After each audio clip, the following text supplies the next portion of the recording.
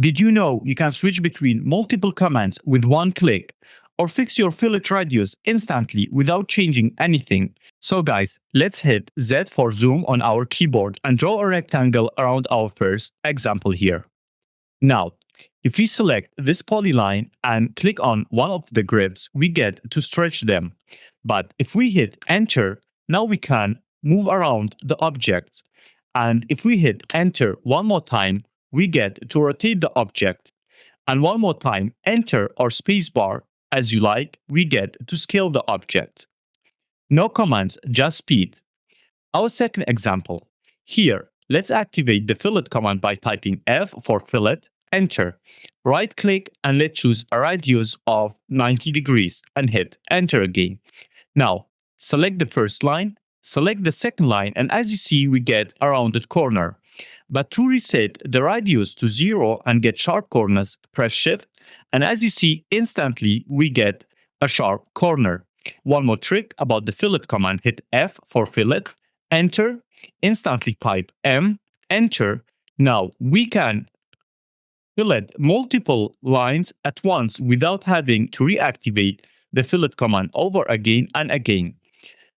Our third example, one of my absolute favorites. Here, all we know the trim command, so TR for trim, and we can trim out the unnecessary parts. But did you know if we hit or press Shift on our keyboard, the trim command instantly changes to extend, so we get to use two commands at once. Cool, right? Now, on our fourth example, instead of every time activating the move command, simply select an object, left click, press it, and as you see, we can directly move around the object. Let's move on to our fifth example.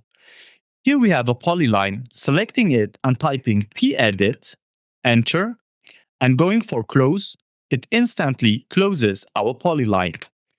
So far, which one is your favorite tip and trick? I'm curious to know. Please let me know in the comment section below. Here we have a staircase and number it. Instead of numbering our risers manually, we can simply type key count on our keyboard, hit enter, select all the numbers, enter again, select sort selected objects by X or Y. We are on the X direction. You can know here from Y and X.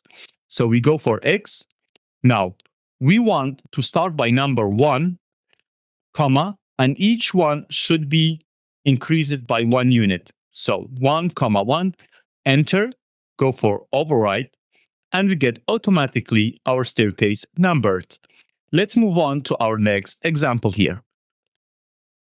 Let's say we accidentally delete something. So we select the circle, E for erase, and enter. Then we do some work as typical. We change this object, this one as well. Maybe we scale this one to something smaller. And now we want the circle back. So we type OOPS.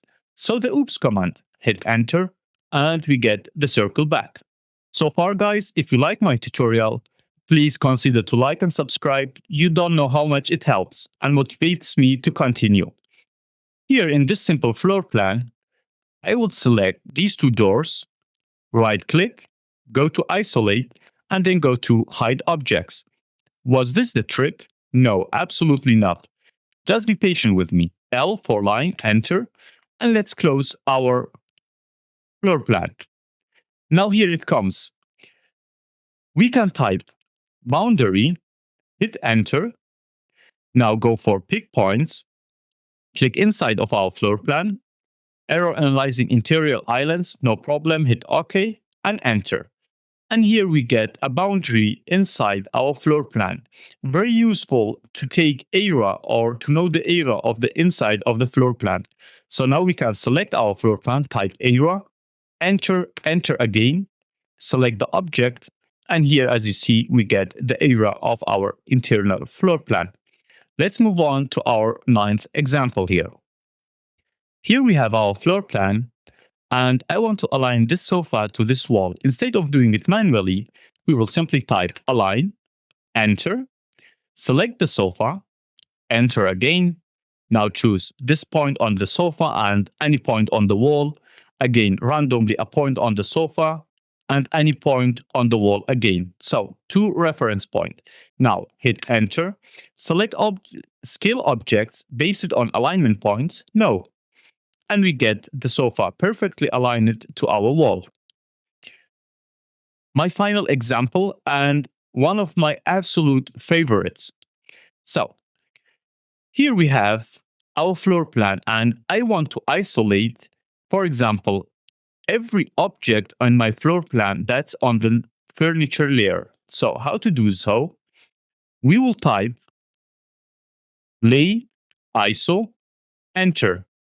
We would go to settings. If it's the first time for you using this command, very important, hit off, and again here, off again. Now select any object which is on the layer furniture, hit enter, and tada, we get all of the objects on the furniture layer isolated. If we want to go back, we simply type lay and ISO.